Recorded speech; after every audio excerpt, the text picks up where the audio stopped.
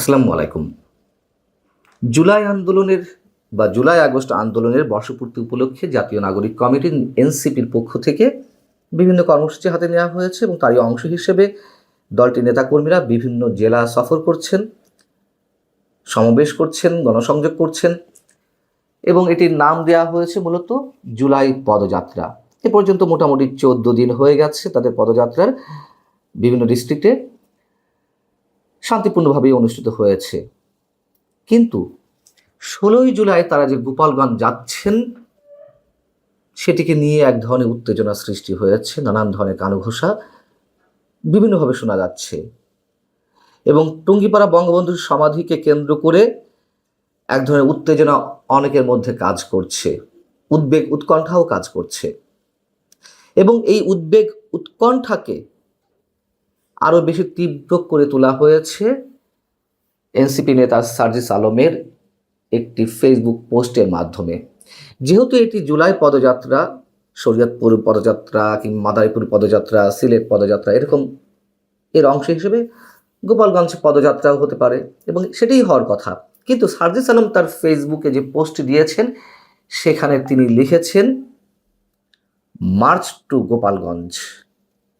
কি কারণ? সব জায়গায় পদযাত্রা আর এখানে মার্চ টু গোপালগঞ্জ লেখা হচ্ছে, এটিকেই অনেকে ইঙ্গিতপূর্ণ হিসেবে নিচ্ছেন। স্পেশালি গোপালগঞ্জের ক্ষেত্রে কেন মার্চ টু গোপালগঞ্জ লেখা হলো, এটিকে অনেকে উস্কানি হিসেবেও দেখছেন। তিনি যেই পোস্টটি দিয়েছেন মাত্র কয়েক ঘন্টা আগে, সেখানে অসংখ্য মানুষ অনেক অনেক ধরনের মন্তব্য করছেন, নানান ধরনের উত্তেজনা বোঝা যাচ্ছে। আমি সেগুলো উচ্চারণ করতে চাই না। আপনারা যে কেউ ইচ্ছা করলে তার ফেসবুক প্রোফাইলে গিয়ে তার পোস্টের নিচে যে কমেন্টগুলো সেগুলো দেখতে পারেন। এবং এটিও সত্য কথা যে গোপালগঞ্জে তাদের এই পদযাত্রাকে কেন্দ্র করে গত কয়েকদিন ধরে পুলিশ ব্যাপক ধরপাকড় করেছে, অনেককে আটক করা হয়েছে, গ্রেপ্তার আতঙ্ক থেকে অনেকে এলাকা ছাড়া হয়েছেন। তাহলে গত কয়েকদিন ধরে যে নানান ধরনের কানাঘুষা, নানান ধরনের গুঞ্জন, টুঙ্গিপাড়ায় বঙ্গবন্ধুর সমাধির উপর হামলা হতে পারে, তা ভেঙে গুঁড়িয়ে দেওয়া হতে পারে, তেমন কিছু ঘটতে যাচ্ছে আমরা জানি না। তবে সার্জিস আলমের পোস্টটি এই উত্তেজনাকে বাড়িয়ে দিয়েছে এবং আমরা তো জানি যে গত 5 ফেব্রুয়ারি যখন বুলডোজার দিয়ে বঙ্গবন্ধুর ঐতিহাসিক 32 নম্বর বাড়িটি গুঁড়িয়ে দেওয়া হলো, সেদিন বাড়িটির ছাদে যখন আগুন ধরিয়ে দেওয়া হলো বা ভাঙচুর করা শুরু হলো, তখন হিজবুত তাহরীর কালো পতাকা উড়ানো হয়েছিল এবং একই সঙ্গে স্লোগান ছিল, এবার চলো টুঙ্গিপাড়া।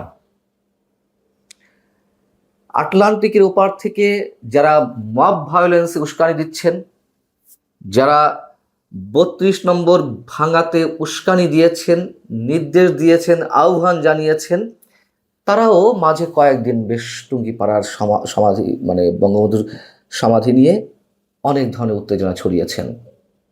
তারা একথাও বলেছেন স্পষ্টত যে ড্রোন দিয়ে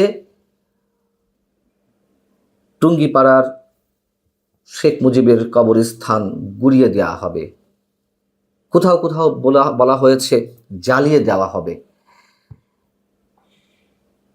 টুঙ্গিপাড়ার বঙ্গবন্ধুর সমাধি যদি 32 নম্বরের মতো পরিণত হয়, অনেকে বলছেন যে তাদের টার্গেটই হচ্ছে মুক্তিযুদ্ধপন্থীদের মেরুদণ্ড ভেঙে দেওয়া, এটাই নাকি উদ্দেশ্য, যা বিভিন্ন গণমাধ্যমে, সামাজিক যোগাযোগ মাধ্যমে কিংবা নানান পর্যায়ে আলাপ আলোচনায় এগুলো উঠে আসছে।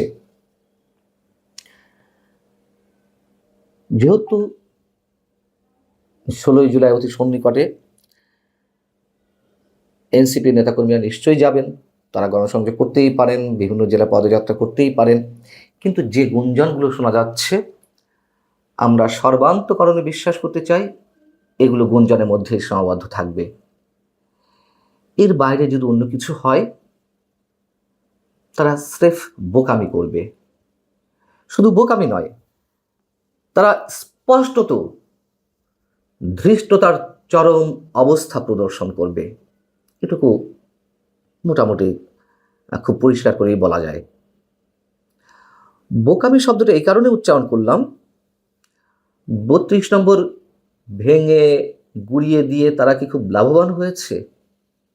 32 নম্বর ভাঙার মধ্য দিয়ে বঙ্গবন্ধুর যে স্মৃতি কিংবা মুক্তিযুদ্ধের স্মৃতি বিজড়িত যে বিষয়গুলো, সেগুলো কি মুছে গেছে? এবং এই 32 নম্বর গুড়িয়ে দেওয়ার জন্য শুধু আটলান্টিকের ওপার থেকে নানান ধরনের উস্কানি, হুকুম, নির্দেশ শুধু তারাই দেয়নি। সরকারের অন্যতম উপদেষ্টা আসিফ মাহমুদ সজীব ভুঁইয়া স্পষ্টত তার ফেসবুকে লিখেছিল, আজ ফ্যাসিবাদের তীর্থভূমি গুড়িয়ে দেওয়া হবে। এনসিপির শীর্ষ নেতা হাসনাত আবদুল্লাহ একই আহ্বান জানিয়েছিলেন। সেই জায়গা থেকে এনসিপির যে পদযাত্রা, সেটিকে কেন্দ্র করে এক ধরনের উত্তেজনা সৃষ্টি হতে পারে, বা তারা তাদের পরিকল্পনায় রেখেছে কিনা আমরা জানি না।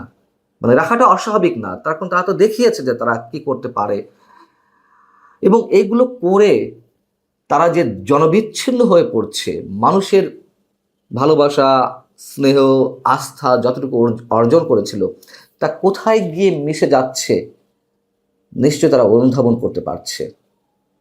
যদি অনুধাবন করতে না পারে, যদি এইগুলোকেই তারা ক্যাশ করতে চায় রাজনীতিতে, এটুকু অন্তত বোঝা উচিত, বঙ্গবন্ধুকে বাদ দিয়ে বাংলাদেশের কোনো ইতিহাস নির্মিত হবে না, হওয়ার কথা নয়, সম্ভব নয়। এটা আমি এ কারণেই উচ্চারণ করলাম যে বোকামি করবে, চূড়ান্ত বোকামি করবে। ধৃষ্টতা শব্দটা আর উচ্চারণ করতে চায় না। এবং তার পরিপ্রেক্ষিতে তারা এখনো পর্যন্ত তারা নিজেদের থলেতে যতটুকু অর্জন করেছে দলীয়ভাবে, নিশ্চয়ই সাধারণ মানুষ যারা আওয়ামী লীগ করে না, তারাও নিশ্চয়ই ক্ষমা করবে না। এগুলো একেবারে খুব সহজ সরল কথা, এগুলো ব্যাখ্যা করে বোঝানোর কিছু নেই।